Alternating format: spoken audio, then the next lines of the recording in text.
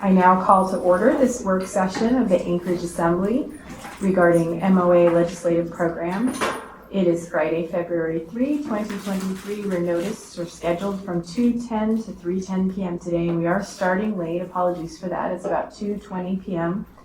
The presentation for this work session is available online at muni.org/worksessions, and we will go ahead and start with Assembly member introductions for the record. Frank Peterson, Joey Sweet, Daniel Volland, Exalitol. Kevin Cross, Felix Rivera. Suzanne LaFrance, and on the phone we have Ms. Dern. McDern. Thank you. Ms. Quinn Davidson. Hi, good afternoon. Thank you. And Mr. Soltz. here. Thank you. And also joining us at the table today are Wendy Chamberlain with Legislative Consultants. Oh. Wendy Chamberlain with Legislative Consultants. Ken Polhays. Claire Ross, Legislative Liaison. D&D Assistant Councilman. Barbara Jones, Municipal Clerk. Great, thank you. Welcome, everyone. And I will be turning the meeting over to Ms. Chamberlain. I just want to remind folks to please make sure your microphones are off, that the red light is showing when you're not speaking. Otherwise, we get an echo for the folks online and some interference as well. So with that, thank you, Ms. Chamberlain, for being here, and I'm looking forward to your presentation. Thank you, everybody, and it's a pleasure to be here. Little bit of background for some of you who are not familiar with me and our firm. Our firm is Legislative Consultants. We've been the municipalities lobbyist starting back with George Worse, and then we did Mark Begich, and we've done Mayor Sullivan, and we did 5 of the 6 years with Mayor Berkowitz, and now we're here today with another mayor. So we are very familiar with a lot of the projects, the roads. We had years of building roads and infrastructure and ports, and we've spent a lot of time on Anchorage projects over the years. So that's our background. We have full-time offices in Juneau. You'll see when you come down, conference rooms, secretaries, we have everything down there. I have a full-time partner, Heather Breaks. Heather worked for Sean Parnell and came into our firm 7 years ago. And then we have full-time support staff down there too. And the best part about where we are, if you ever come to Juneau, we're right next door to the Capitol, and we have parking. And as most of you know, that's a prize thing in Juneau. You can't park downtown. I know you're probably bored with presentations on slide decks, so this one's short and sweet, but it'll give you a real quick idea where we stand money-wise in Juneau. So as we came along, we look at the current year, and the reason that I go to the current year is because this time last year, the legislature was awash in money. Oil prices were high, trading at over $102 a barrel. We had a significant spike. And so we were able to spend money, or the legislature was, and we did put some into savings. So the big ones were the legislature. And when I say last session, I mean this current budget year, put $1.2 billion in forward fund education. They put $1 billion in the SBR, which the governor vetoed, and it dropped back to the CBR. They spent $921 million on capital, $2.1 billion for the PFD, and that was the PFD and the energy relief check, so it all went into one. And then what we call statewide services, statewide items, and that was our back payment of school bond debt, which the municipality picked up $90 million in that. And then, of course, our very favorite was the Port of Alaska, which we managed to pick up $200 million for that. We're feeling really good, and then oil prices tanked, and we come in to this session in a deficit for the current year. So our revenue forecast is $1 billion less for the current year. So we say, okay, we've got to fill $1 billion for the year we're in, and then we're going to look at what we've got for the next year's budget we're doing. How do we fill the $1 billion? What the legislature did was take the forward funding of education. And when I say forward funding, it's an education account they put it into. I guess legally we're not allowed to commit new legislators to forward funds, so they put it in the education account, hoping to have that off the table for this session. It's back on the table again, education. So they took that billion, and that pretty much balanced this year's budget. Then we look to next year, the what year we're working on and hoping to get money for. Alaska's current budget, if we look at it, and there's some increases in it, I think 1.3% in the budget for operating. There's some increases throughout, nothing significant. We balance at $86 a barrel. Department of Revenue today estimates oil for 2024 at $81 a barrel. So then you say, okay, once again, we're in deficit spend. It isn't too bad. When I say that, it'll start to make sense in a minute. We estimate to be 320 million deficit spend with the current budget, right? However, that includes the governor fully funded the PFD at $3,800. So that's in there. Agency operations are up 1.5, and it's got 100 million placeholder for a supplemental, which they're going to need. It's obvious they're definitely going to need that. So then we're going down and we say, how did we fill the 322 million for next year? How did the governor fill that? He took some ARPA revenue replacement. He took some more K through K-12 education. I think there's 50 million left in that fund when there was $1 billion too. He did some draw from the SBR, statutory budget reserve, and he took some from the CBR. Remember, the CBR is something they don't like to go to because they need a 3/4 vote, and that makes it real tough to get. That's when I think Pete's over there nodding, that's when the hard negotiations start. So at all costs, they try and leave that CBR alone, but as you'll see, they've already had to go to it. I think I've only got 2 more slides, so just bear with me. So what's happening today? Well, there's the PFD, as you all know, is if we could solve that, everyone's life would be so much easier. So now they're looking at what's current policy and what's statutory authority. The governor stays with the statutory requirement, which is the 3,800. However, what they're saying current policy is a 50-50 PFD, and that would be $2,700. If they add an energy amount to bring it up, it could be $3,300 a resident. Now remember, the governor's 38, so we're already down to 33. 2 of the finance chairmen last week said they'd be comfortable with 1,300. So if you do that, there's $1 billion, $1.5 billion, $2 billion, but it's all in the dividend amount. So that comes down, available cash goes up. So that's going to be the battle. Senate came out in a bold move this past week and threw $1,000 BSA on the table for education and said, we're not going to play around. Here's $1,000. Of course, where do you get the $1,000? You take it out of the dividend fund. So it's becoming obvious where the battlegrounds are. So the BSA, increasing hiring retention, that's the #1 thing this year here we're finding with teachers, with public employees, correctional officers, everything. The package is not attractive enough to compete, and we just can't attract them. So they're trying to figure out how they can do that, recognizing that indebtedness will be a debt on that budget for every year moving forward. So that's the risk that they take doing that. They're of course looking at homelessness, housing shortages, and that's statewide, whether it be Nome or Ketchikan or Sitka, everybody's facing the same thing. The governor you saw put out a package for carbon. He believes he can pick up to $1 billion, 300 to 400 million this year, and moving forward, if we would do his carbon package, which is to take forest land and that aside and lock it up for numerous years and get revenue from it. That's something that's going to be debated heavily as we move along.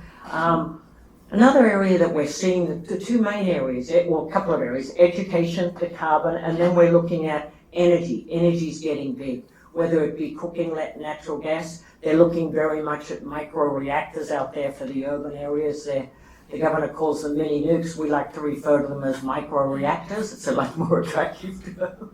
And so, that seems to be Westinghouse has got some. You saw one going in, or one is going in up there at Eielson. So For the rural areas, that may help reduce their reliance having to have the PCE because their cost out there is so high. So that's kind of where we are with the budget. The bottom line story is the money's there, but what do we do with the PFD? If we do the PFD, the money's not there. So that's the big people fight, and I leave that in the capital. I just need to, our firm just tries to work on the minute there's money available, we have to try and figure out how to do it. If you look at the organization, that's where, that has the greatest impact to us. And so the House organized with 23 members. It was really good this year. We didn't have to sit for a month and wait for organization. But they did organize with 19 Republicans, 2 Democrats, Bush Democrats, and 2 independents. It's Republican controlled, heavily Republican controlled. Matt Sue and rural areas took the leadership positions, although Anchorage got Craig Johnson and Dan Sadler in leadership too. But I always look to the finance co-chairs because they are to write our budgets. And the finance tri-chairs this year here, Neil Foster Nome, Bryce Edgman, Dillingham, and then Galena Johnson out of Matt Sue. Anchorage has 1 majority member on House Finance, Representative Colomb is a majority member, and then we have Elise Galvin and Andy Josephson as minority members on finance. You go over to the Senate and you'll see the same thing happened again. Ketchikan got 1 of the seats with Bert Stedman, very, very long-term finance chair, but then 2 rural seats. Donnie Olson and Ryman Hoffman got the co-chairs of that too. So we're actually sitting on both sides with 4 rural members and chairs and 2 non-Anchorage chairs. We do have Kelly Merrick on Senate Finance on the Senate side. But a little bit different this year for us because usually we have a chair on one side or the other that we work with and through. This year, the way the organization came, it didn't happen that way. We did get leadership with Craig and with, but we didn't get it on finance. And for me, that's pretty important. You know, as you all know, the finance members start off writing that budget. So that's kind of where we're at right now. We're looking, they're all getting along very well, they're all working well together. The governor has thrown the budget out on the table and said this is a starting point instead of this is where we're going to go. This is a starting point. You want things, I want things, let's work together and see if we can't get them. So I think we probably all agree over the years where this is going. It's going to be over the dividend at the end of the day. That's where it's going to be. And so whether it's the big dividend, the small dividend, for us, so one thing I will alert the Assembly to, last year we got 200 million for the port. I would ask Assembly members to please talk to your legislators about it. It probably wasn't the most popular project down there, and we ended up putting the amendment on the floor, which against the wishes of the 2 co-chairs. So we didn't win a popularity contest, I can say that. But at the same time, Nome needed their port too for the deep draft Arctic port. So Nome and Anchorage both went on a floor amendment. But I think, you know, anybody who's served down there, or Pete, you know, you usually don't do that if your finance chairs don't want it. So we are in a position where I've heard several times from members, well, I see you've got 100 million we're going to take back. So I think we just need to be very aware. I would ask any help with and we've got Bill Wilikowski, who's wonderful. So we've got Bill, we've got, quite a few members there that, you know, Kelly Merrick's good, and that we cannot lose that funding. And they wouldn't take it from us to give it anywhere, but I see exactly where, if I was looking at the budget to take it, you remember Lisa Murkowski put in a lot of money for the Marine Highway. It needs 100 million GF match. I can see an opportunity for match. So I did talk to Claire, and I have also talked to the port down there, and they tell me that we have to keep that money because the federal money's a match for. I talked to the DC lobbyists, so I just make you very aware that is a little bit something I worry about, because you can just do a quick amendment and bang, it's in an 80-page bill and it's gone. So I do bring that to your attention anytime that you're talking with your friends down there and legislators. Please let them know how important it is not to touch that money. As we work ahead, the big thing we're going to do now is we're having, I think, 5 members come down from Municipal League. And each year is a different year depending. This year here we decided to do it a little bit different. We are having a dinner. We had the same thing last year at a restaurant right by the Capitol. All the Anchorage delegation come to the dinner, and it's a very bonding session. Full disclosure, everybody buys their own alcohol, so but we do have that. It's really quite good because we get a look at Anchorage as a whole. With 24 members in Anchorage, we need to get our share of the budget, and that's my job. I have to get that share of 60 people. So if there's 24 people, my partners and I look to get Anchorage's share of the budget. And the only way we do that is to be united on where we're going. So we'll have the dinner. You'll be at Municipal League, which we actually represent them too, but you'll be at that. But then we're going to have a meeting and bring 8 members of the leadership over to the office, our offices, for a lunch, and we need to sit and you hear from them, because I can sit here all day and talk to you, but I'm not in their caucus. I'm not in the meetings that they're talking about how they're going to spend, what they're going to do, but they are. And so we need our leadership, and that will be, of course, it will be Elise. We'll bring Elise, Andy Josephson, but we'll bring Kelly Merrick and Craig Johnson, the 8 people we have in leadership over, and sit down and just talk about how should we do it as Anchorage. How do we successfully lobby down here and get our 28% or get our 30% or what Anchorage deserves? Trust me, you all know the minute there's a crack in our armor for Anchorage, Bethel, Nome, Sitka, they grab that money in a minute. And they're very, very good at it, and their needs are tremendous too. So we just need to, so I thought that would be a good way this year here for the members that come down each time to meet with the leadership and just figure out where are we, what do we need to do, how do we do it, how does Anchorage speak with one united voice moving forward.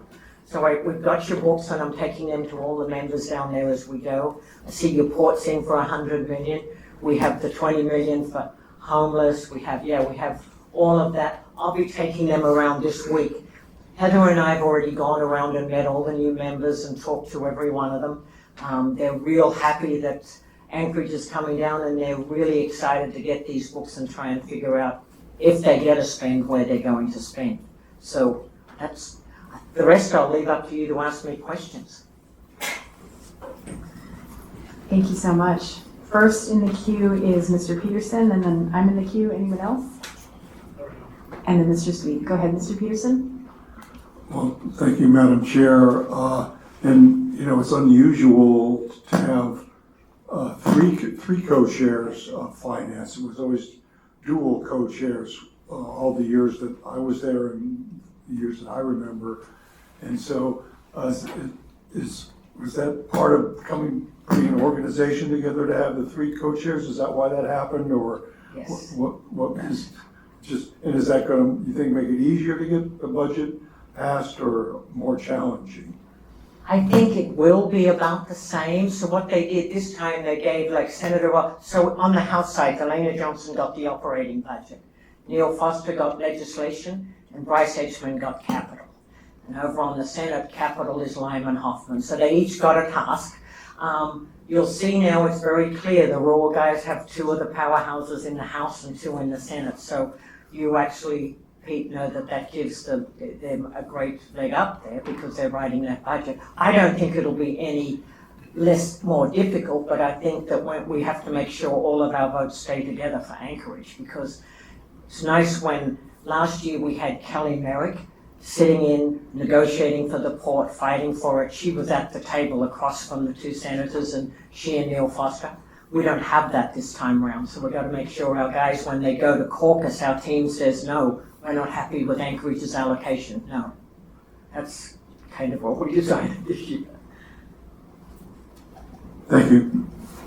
Thank you, Mr. Peterson. So I put myself in a queue, and just wanted to note too that the book that Ms. Chamberlain referred to, of course, is the Municipality of Anchorage 2023 Legislative Program, which was approved by the Assembly, and I believe Claire or Ms. Ross, is that available online for anyone? Do you know? It should be. I will. It is not yet, but I'll get it up somewhere in a prominent place. Wonderful, thank you. And so my question, Ms. Chamberlain, is how do you take this book and prioritize in terms of the legislative meetings and the advocacy work to promote what has been identified as the priorities of the municipality? So we tend to look at what you've prioritized as your number 1 and number 2 and number 3. This year here, the book has for their Senate districts and House districts an allocation, and I thought that was a good idea to allow them to decide, okay, what do you want in your district? Because they're going to do that anyway, let's be very real, they're going to choose that. So right now you have the Port as number 1, housing is number 2, I think the PAC is number 3, is it? Okay. But we usually go by that. However, we do adjust if we can see there's no appetite for the port. If we, like now last year there was going to be, because Nome absolutely had to have 175 million to capture their money to build that deep drop down port. So we saw an opportunity for port money having to go in. The minute we see the opportunity, we move, we sort of pivot to that request. If it's going to be housing, or if it's going to be schools, or it's going to be, we try and take the book and pivot to that and say, me too, me too, me too. So usually we try and stay with your list, but if we see no one else is going for port money and it's $100 million, we probably then pivot over to see who's going for housing or who's going for straight capital. Thank you. And, going into this, I assumed, as I think many of us have done now for a number of years, that the port is always the top priority, and then housing and homelessness is next year. But I guess I didn't realize these were arranged in order of priority in the booklet. But I see that they are, we talked about how they are by district as well. And so that's helpful. I guess the follow-up question I have is, you had mentioned about being unified around the funding for the port and making sure that legislators know, first to thank them very much, of course, and to stress how important it is to retain that funding. I think the idea that it could be taken away is not something I had considered when we heard about the 200 million. I thought that was kind of firm. Can you speak to that? Does that happen a lot after something so big has been awarded? So this one was a little bit unusual. 100 million went in for match. 25 went in we could draw on, and then 75 sat there, and we had to come back by February 1st. The port had to come back and do a report to the legislature on our financing moving forward, what we're planning on doing. I did see that report. It went in by February 1st. It was sent in. That was the trip language that provides, we're not happy with your financing plan and we think we probably could delay this other 75 million. So I hope that does not happen. I don't think that will happen, but I have to make people aware of it when people go, you got your port funding. And here's another thing. I think that Assemblymember Peterson will agree. The other day I had worked on Nome's money too, and the other day someone said, well, Nome got a bunch of federal money, so there's 175 million free we're going to take. I'm like, whoa, whoa, whoa, whoa, whoa, no. And so sometimes it gets legs of its own.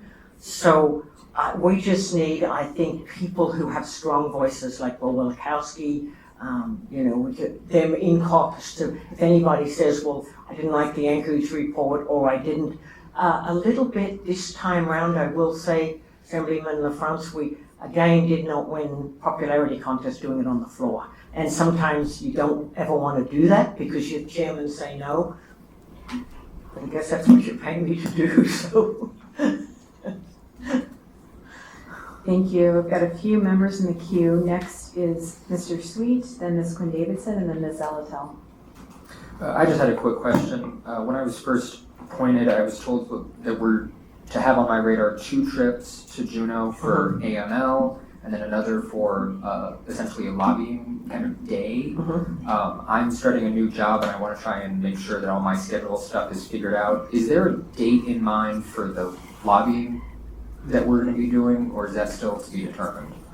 We'll look probably till mid-March, probably the 20th of March, around that time. That's when capital will start to be discussed. They should have operating out of the road.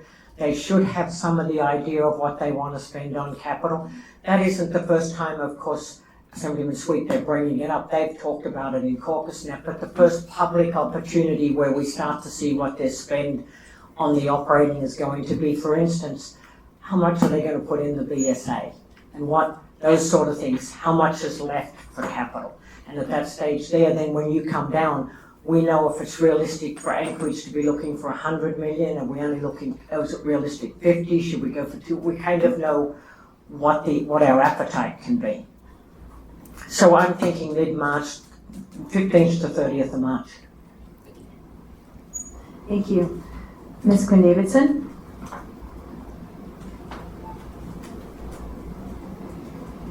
Yeah, thank you. Hi, Wendy. This is Austin. Can Hello. everyone turn off their mics? I'm getting an echo. Great. Thanks so much. Hi, and a group of us are coming down with AML in a couple weeks, so this update is super helpful. We haven't asked for this probably in the past years, but I'm really appreciating it and just so glad you're down there working on our behalf and also educating us. It's really, really helpful. Claire and I were just messaging offline that we need to reach out to Chief Buffo, and it would also be great to get a copy of that report that was submitted February 1. We haven't seen it, but it'd be good for us to get educated on what it says and sort of how our advocacy should look based on that. So I don't know if that's you, Wendy, who wants to send it to us. Maybe you and Claire can coordinate prior to us coming down. Does that sound good? I'll go ahead and send it to Claire, and then she can get it to everybody coming down. Okay, great. And then one other question, and I assume the answer to this is just, yes, it's all going to be about the CFD and what else they want to prioritize, but I'm guessing we should assume that the community revenue assistance funds for the municipality will be reduced since it was high last year, but that has been unusual in the past years. Thanks. So I will address that point. School bond debt reimbursement is financed. The only thing that was not in the Gov's budget was replenishment of the Community Assistance Fund. We asked why, because it seemed a glaring thing to be left out, and we were told, well, you know, it's a really good thing for all of you lobbyists to get to work on carbon to increase more money so you can have your community assistance. So I know that the finance co-chairs will put that money back in, but it was to try and get us to increase revenues. And so there is 2 years worth of funding there. We need the backfill for the other 30. So I'm pretty sure it'll go in finance. Thank you. Anything else, Ms. Quinn Davidson? Sorry about that. No, that's helpful. Thank you. See you in a couple weeks, Wendy. Okay, thank you. Thank you. Ms. Alatal? Thank you, Madam Chair. Hi, it's nice to meet you. I'm the Vice Chair of the Enterprise and Utilities Oversight Committee, which includes the port. So please consider myself and Mr. Constant Resources on the port. We probably maybe keep the closest eye on that project. And I will look very much forward to seeing the report that was submitted, because I provided some feedback to Mr. Rebuffo and then to the Acting Municipal Manager and Chief of Staff around the plan of finance, because we haven't formally adopted one, and I think that that's something to be mindful of. I wanted to highlight a little project in our legislative package that I think could have a big impact, and that is around the Vision Zero coordinator for the Municipal Traffic Department. So we have had a large number of pedestrian fatalities and serious injuries on state roads within Anchorage. And I worked really closely with Representative Josephson to meet with DOT. And DOT has a plan to deal with it, but it's going to take about 5 years, which is fine. It's slow. And so they fully support us doing something local to institute some safety It's a $500,000 ask so that we have some enforcement to go along with some traffic safety measures. And it has been a longstanding priority, I think, of the Assembly to keep trying to deal with these pedestrian fatalities. They've just been numerous over the last 3 years. And it will really lay the groundwork for DOT to look at how to institute what we call urban safety zones in all urban areas. Right now, the state's only equipped to do them rurally. The one you may be most familiar with is when you drive to Girdwood, you get the flashing light and that it's increased fines and all of those things. DOT hasn't created rules yet about how to do those in urban areas. And they would like to do it for all urban areas, which is great. Fairbanks, Juneau, wherever constitutes urban. But in the meantime, we really don't want to wait too long to start to address this issue because people are dying. So I just wanted to highlight that because it would be easily glossed over and it has a lot more impact than the paragraph might provide. Thank you. Through the chair, could I ask a question? Did DOT say they'd fund the 500 or do we have to put that in? So they said to ask for the 500 for the enforcement because they said, great, you could, so the 500 is enforcement and what we call a vision, it would fund the Vision Zero coordinator position within traffic. So let us lay the early groundwork here locally with enforcement. And they said you can't do one without the other. And we've been working really closely with Wolfgang, who's the Central Region Coordinator. So anything we can do to help support that, I would definitely be interested in. And again, I've been really closely working with Representative Josephson. Thank you. Is Meg or Ms. Alatel, is this the one under support identifying road safety corridors? Or is that totally separate? That's it. That's the one. Okay, under additional statutory and capital requests on page 9. Mr. Cross? Yeah, I'm kind of curious also, gosh, I know how important the port project is to South Central here. And I also realize how important the Port of Nome is, at least strategically, for its location in Berry Strait for spill response, military application, as well as it's a major shipping route cutting through the Bering Sea, and so its importance. What other are you aware of, what other capital projects would you say we're kind of competing on? Because these are big dollar items that the state is looking at. And is there anything else we need to have on our radar of what kind of projects that Anchorage is competing with as far as on the state level for capital projects that are also be aware that these are some pretty big priorities? Or maybe some stuff that's just being rumored to come up that maybe we're not quite aware of yet. So the big one that I've heard of is the 100 million general fund for the ferries, that we have to match that federal appropriation. So there's 100 million. There's some big energy asks for Cook Inlet. Hasn't been determined yet what they are, but there's some big energy asks for. And then there's not a community that isn't asking for homelessness, housing, critical. So I think energy, we already know education, but I think we can see down there that's going to be addressed. So I think the big thing we have is 100 million coming off the ferries. I think we'll look at some big energy projects, however that be. It's going to have to happen, energy. And then housing, homelessness seem to be the areas, whether they go through AFHC, whether they bond, whatever they decide to do. Again, from our perspective, we sit and watch and wait for opportunity. And I'm not quite clear yet what they've decided to do other than fully fund the BSA. I don't see school construction, but what we need is school bond debt reimbursement back, authorized and put back in again on the 60-40 reimbursement, but that's again a commitment to the budget yearly that a lot of them aren't willing to take on again. So it's not quite clear yet where we're going. Thank you. Mr. Peterson? Excuse me. Thank you, Madam Chair. This actually reminds me of one of the years I was in the legislature when Governor Palin, when she was elected, her parents had been career teachers, so she was pushing to get a BSA increase, and they did a study, and then we ended up increasing the BSA $100 a year for 2 years in a row. But of course, whenever you're increasing the BSA, that leaves less money available for the dividend. Yes.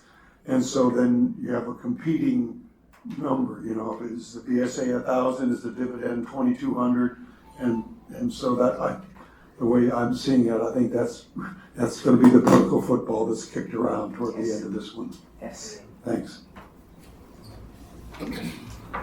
Thank you, Mr. Peterson. Anyone else? Just check and see if there's any texts from folks on the phone.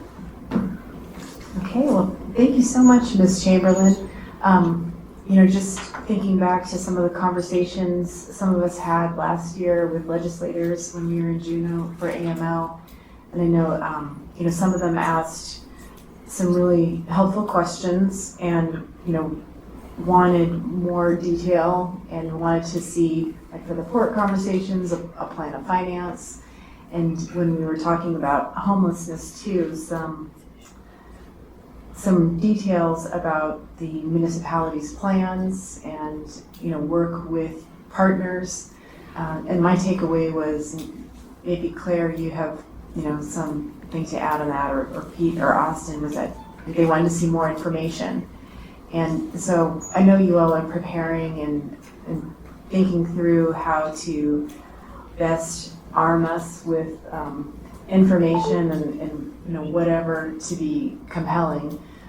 But I want to stress just that preparation as a member is really helpful in knowing like what kinds of questions to anticipate and how to respond and just how to be helpful. I know that some of the feedback we got from legislators was, the message from assembly members was the same as from the administration.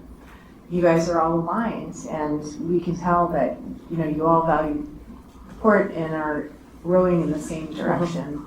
And I know that's definitely the case. But do you have any thoughts off the cuff on like just preparing and how to be effective in these conversations? Yes, so I think the port comes down to a matter of some people believe we can raise revenue on the port to retire that debt. And we need the experts to talk about it. We need to be very clear and I think you need to look at the financing plan to make sure that you're very comfortable before we arrive what they're saying they're doing. Number two, on homelessness, I was sitting with my business partner the other day and it just became overwhelming to me because I'm like, I can't explain this, and if I can't explain it. So what we did was we had a call with Rasmussen. We also had a call with Alexis and the whole team, and this hotel and that hotel and this facility and that. And I could see we were getting, when we went around initially and talked to Anchorage members, the feeling was, well, there's a lot of money out there. What are you guys doing? I mean, the feeling is that various groups have got a lot of money and we're not clear what we're doing. So what we asked Michelle Brown for was, and she very graciously agreed, we've asked for a map of Anchorage to show them in a simple way, here's a hotel here, it has X number of beds, we bought it, so-and-so bought it, it treats this population. Over here is a family, over here for housing for family, it treats, here is a small, what we're calling a navigation center there in Mountain View, or something like that, so that they can look at it and see, because what we found was over the years, people are going down and talking to them and all doing a really good job. So you had Providence in there with Crisis Now, and you have Rasmussen in there, you have the various groups, and it becomes overwhelming to them. And so we're going to try and simplify it, and all of us together come in and say, this is what we have. Because we found that someone says, what happens with the Golden Lion? What are you doing with that hotel? And we spend all of our time talking about one facility. So we're going to try and take that off the table, do a big map, show the hotels, what we have, what's working, and then after that, show what our population need is. Is it single men? Is it families? Is it a sleepover center? Is it hotel beds? What is it? That then they can start to narrow it down and begin to work on what our solution is. And I think most members are more than happy to do that and to leave it to the experts at that stage to get into what needs to be done. We just need to show them what we currently have in place and then population-wise, what our needs are. And how you move ahead on that I'm sure they will leave up to the Assembly and the Mayor and the elected officials. Thanks, that's really helpful. Claire, or Ms. Ross, and then Mr. Peterson? I have a question both for Ms. Chamberlain and the body. I'm helping prepare educational materials and presentations for when this group goes down. Do you have more specific on what the asks from the state are for the housing and mental health services?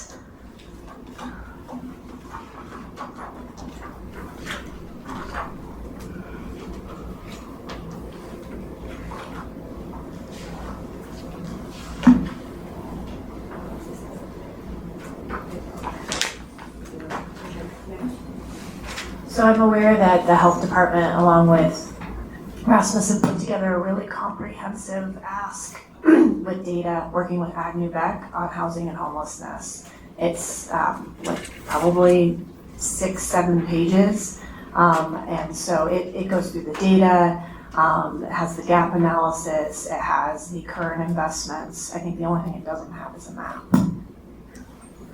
So just to follow up on that through the chair, sorry.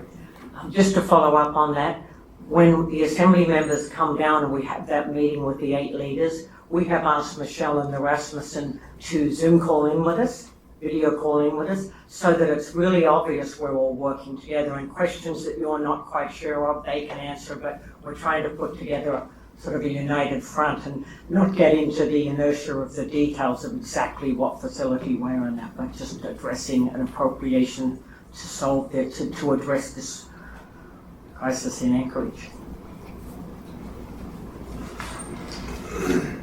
Ms. Ross, do you have any follow-up on that? Thanks. Mr. Peterson? Thank you, Madam Chair. And with 17 freshmen in the House, it's a matter of education. I mean, and a lot of them are drinking from a fire hose right now. And so it's that first year, you're pretty overwhelmed unless you have experienced staff, and there's probably not enough experienced staff to go around for that many freshmen. So getting them to understand what we did last year for the port funding and how that relates to this year, it's that's going to take some footwork and we're working behind the scenes a little bit to get them. But I also had one item I wanted to mention about legislation. There was something in the program about changing the law, and Ms. Jones could talk about this, sending out, we're trying to reduce the number of ballots that we mail out that come back, return to sender, and I'm not sure what page this is on. Page 9. Page 9. And maybe Court Jones would like to talk about this for a minute, if she could. Thank you, Mr. Peterson. It's a stretch. We recognize that, but I think it would be good for all clerks in the state if the state's voter registration database was a little tighter. And so there are just a couple of things that we're asking to do that. One, it's the national change of address form. So if you move to the lower 48 and fill out a national change of address form with the US Post Office and file it, the state of Alaska, as I understand it, does not recognize that and will not change your address because they require a voter contact. And so we've been told by the state that it required legislative action. So that's one example. The other one is that the state is a member of ERIC, and I don't remember what ERIC stands for, but the current policy is if a voter registers in another jurisdiction as a member of ERIC, and I think there are 36 states that are members of ERIC. ERIC notifies the state of Alaska that the voter has registered in that other state. again, because it's not considered a voter contact, the state mails the voter a letter that says, we see you've registered in another state, do you want to cancel your Alaska registration? And regrettably, people don't get back to them about that. So we prefer and recommend that it become it's an opt-in. You know, you have to affirmatively say, no, I really want to keep my Alaska registration.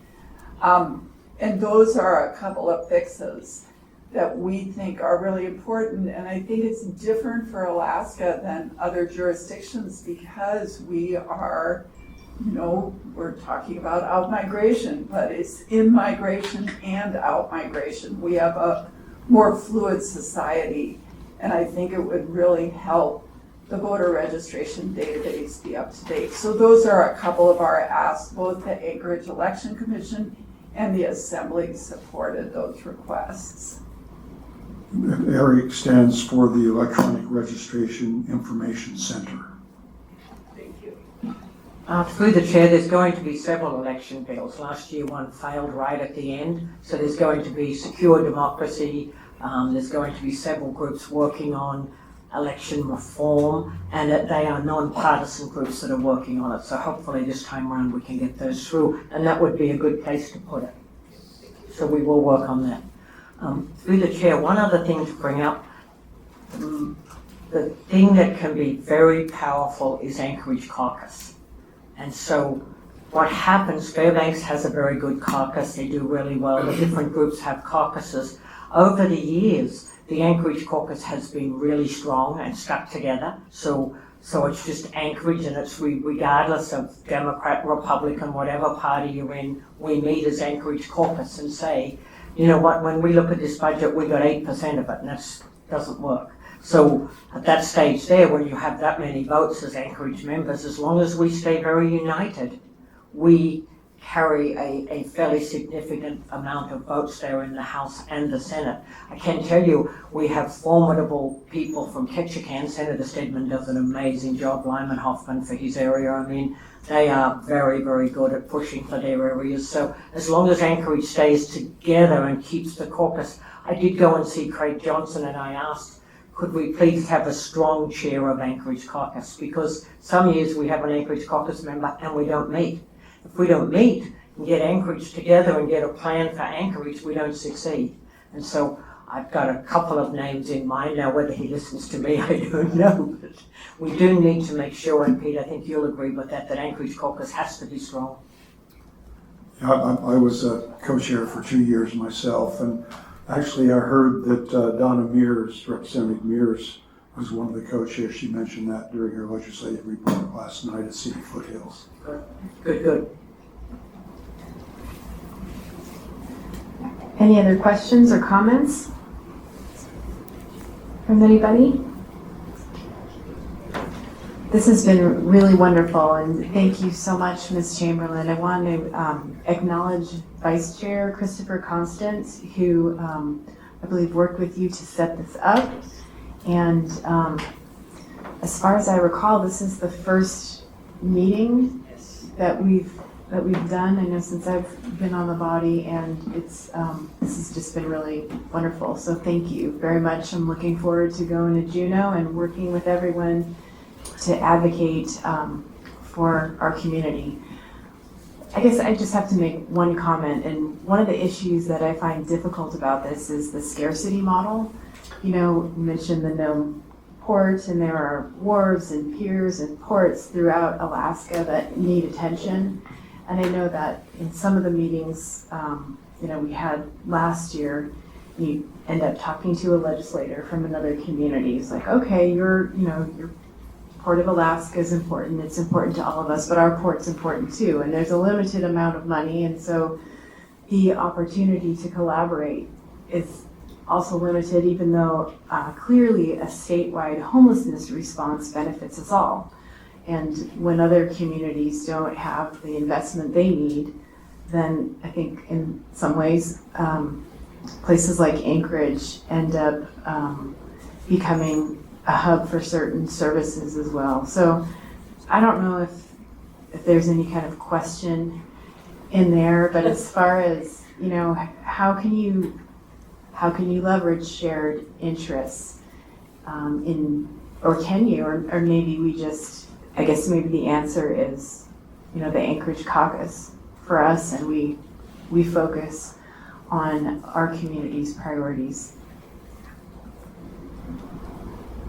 So remember, LaFrance, that's a really good question, and I think last year we saw it work really, really well. So we went and met, we had Nome leadership meet with Anchorage Mayor and that, and talk to one another and say, we're going to go together.